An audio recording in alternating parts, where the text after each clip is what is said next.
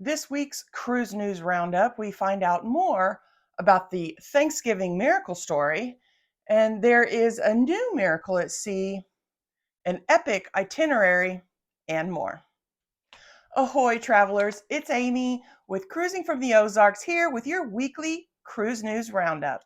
I'm making a few changes to our weekly posting schedule, and instead of doing these on Sunday mornings, I'm going to be posting them on Saturday mornings because it's just been too much for me to try to do all the filming and editing on Saturdays.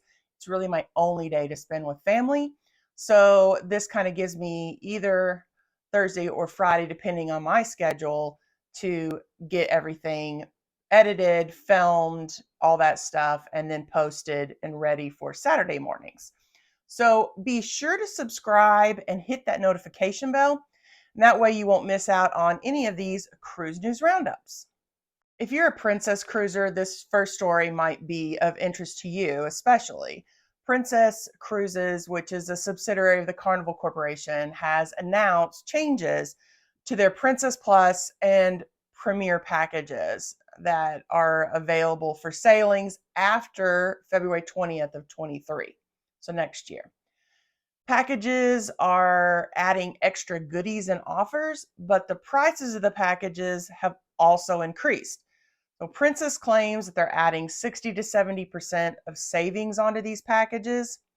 And a statement from their president stated, quote, adding more content to our much sought after Princess Plus and Princess Premier packages with the addition of premium experiences, including fitness and indulgences. So, side note, I guess, do you do one or the other, or do you indulge and then go and get fitness classes? I'm not sure. Anyway, continuing. So, including fitness and indulgences not only guarantees an exceptional onboard experience, but also ensures our guests have maximum options and superior value when vacationing with Princess.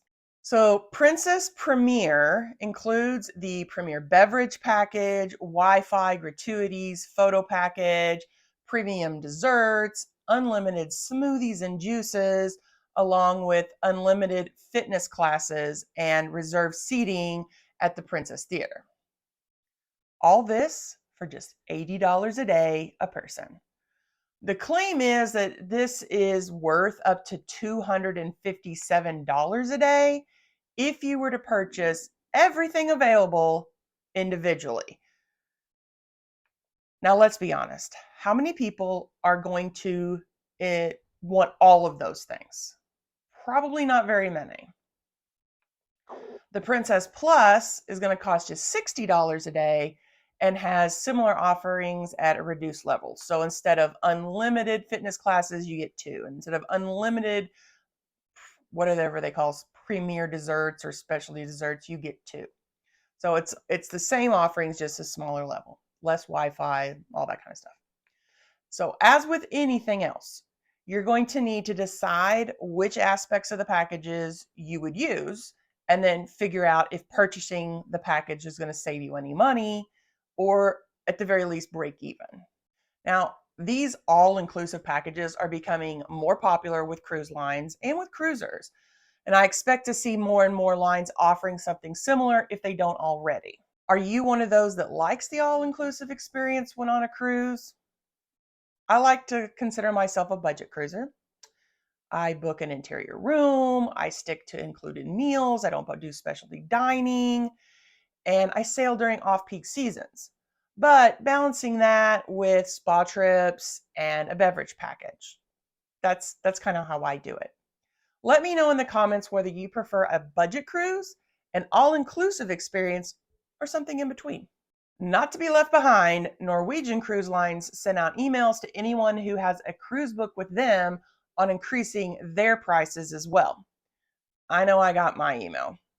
So part of the letter that we got in the email stated this: at Norwegian Cruise Lines, we're committed to delivering exceptional guest experiences at every step of the cruise journey. And with the dedication of our shipboard team, we are able to turn your vacation dreams into reality.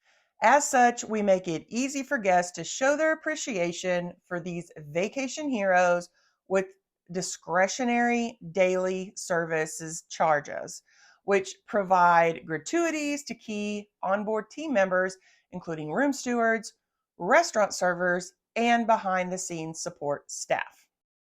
Beginning January 1st, 2023, we will be making a nominal adjustment to our daily service charges as follows: $25 per person per day if you're in a haven or a suite, $20 per person per day, club balcony, suite, and below.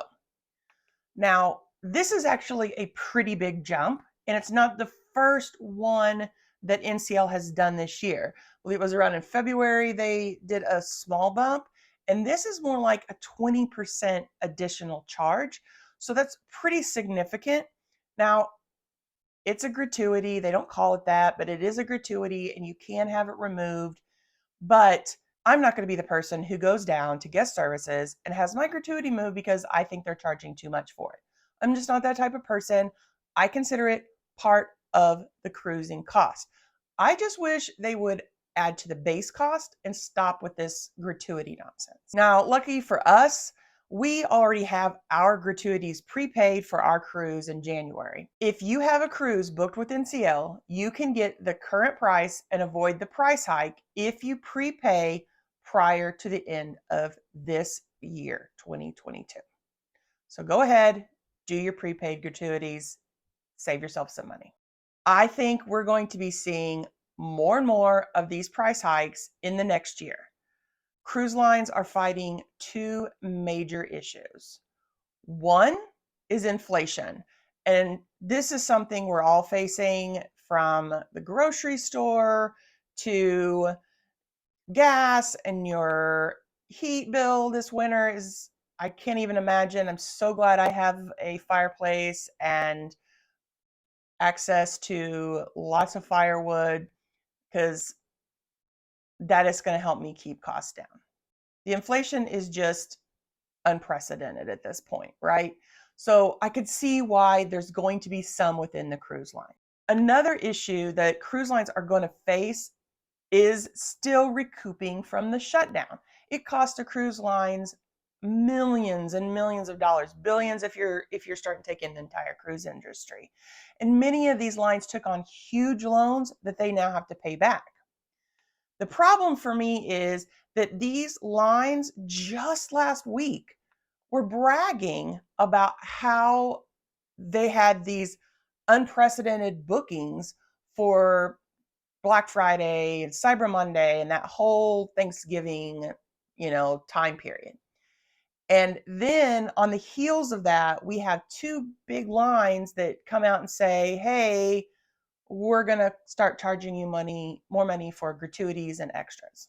So, to me, that's a problem. So, like I said, despite these price increases, bookings are up across the board. And my advice is to book early. Book as soon as you know where, when, and what ship you want to sail on. Prices have almost all been going up. And if they do go down, then you can ask for a price adjustment. You're definitely better off booking in advance as much as possible. The days of the last minute cheap cruise, I think they're going to be fewer and further between, at least for the next year or so. People are trying to get back to cruising that haven't cruised since the shutdown. There's just so many reasons why that these bookings are going up. And as long as they keep going up, there's no reason for these lines to have to give out deals. And therefore, it's jump on it as soon as possible. And for a lot of times, your cheapest is going to be booking as soon as they drop the cruise. So you're booking 2 years out. And you know what? When you do that, you can usually choose to pay as you go. And that's how I like to do it. Oceania Cruises has just announced a once-in-a-lifetime cruise experience. It's an epic cruise that's going to visit 28 ports in 33 days. It's spanning the entire Mediterranean and hitting must-see locations in the Holy Lands, Greece, and Italy. Passengers are going to set sail October of 23 on the luxury ship, the Marina. If 33 days is too much for you, now they are also offering 3 12-day segments of the cruise. I'm not sure how that works out, and I'm not sure what the limit is to that. None of this is going to fit into my price range or vacation schedule, but it would sure be a dream cruise. Think of all the places you would get to visit. It's like doing 3, 4 cruises in one. And I just can't imagine getting to see all these gorgeous places. Our miracle of the week is the birth of a baby on Royal Caribbean's Jewel of the Seas. Now, after a pregnant passenger visited the ship's medical center due to what was described as discomfort, it was determined she was in active labor. Thankfully, the premature 2-pound baby was delivered safely on board the ship by the senior physician, who was virtually assisted by a neonatal specialist. It's been reported that the baby and mother are doing fine. They were transported to a hospital when the ship reached Ocho Rios in Jamaica the next morning, and then transported to a Miami hospital on December 2nd. At 2 pounds, this baby is the smallest born at sea, and there is a good reason for that. Cruise lines have very specific rules about cruising while pregnant for this reason. Royal Caribbean will not let anyone sail if they are beyond 23 weeks pregnant, and this timeline is similar for most cruise lines.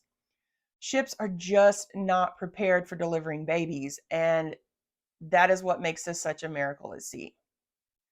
The medical centers aboard ship, these are not fully equipped like hospitals would be, let alone prepared for a premature birth. It'd be interesting to know if this mother had cruise insurance and what part of this medical emergency that would have covered. Like, I don't know. And it would have been expensive. All of this would have been very expensive. So it'd be interesting to know how that all played out and what would be covered or what was covered if she did have cruise insurance. And people, get your cruise insurance. As mentioned earlier, cruise lines have been reporting record bookings over the last weekend due to Black Friday and Cyber Monday deals. Now, honestly, I didn't see any awesome deals out there because I checked several days prior to the sales being posted on multiple popular lines. And then I checked those same bookings, like I chose a specific booking and went back and checked those same bookings on Black Friday, only to find that most were within $20 of what they were earlier in the week. And some were actually costing, with the deal, the Black Friday deal, they were costing $20 more.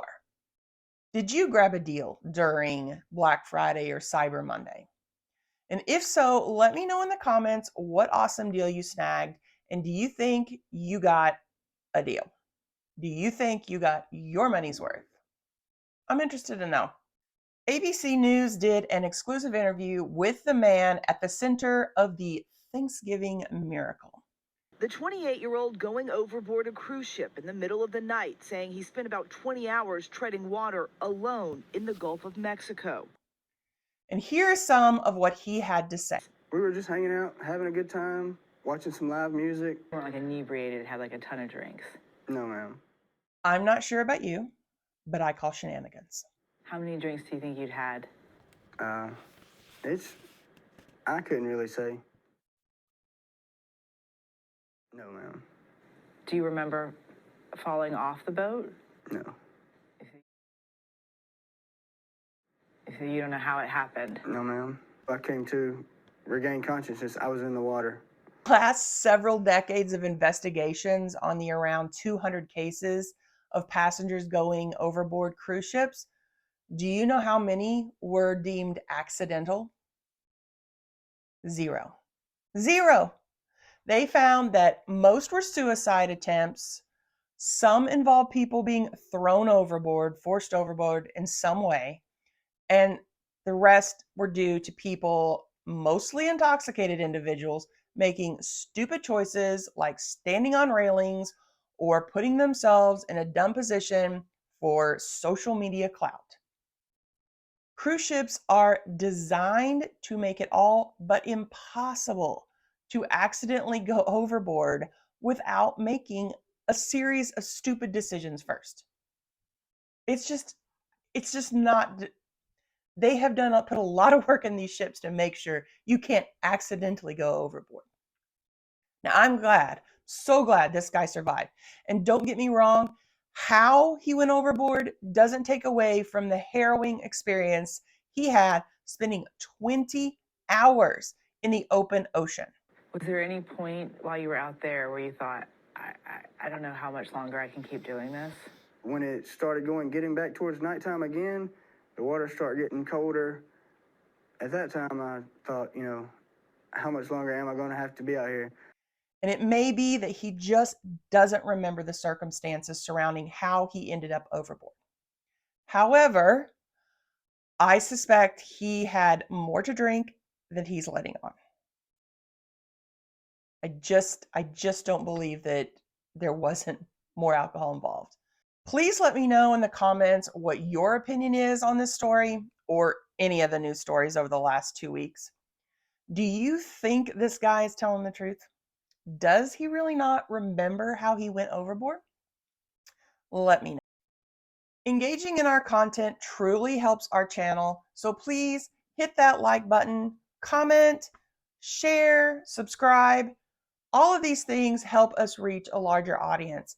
And then come back next week for another Cruise News Roundup.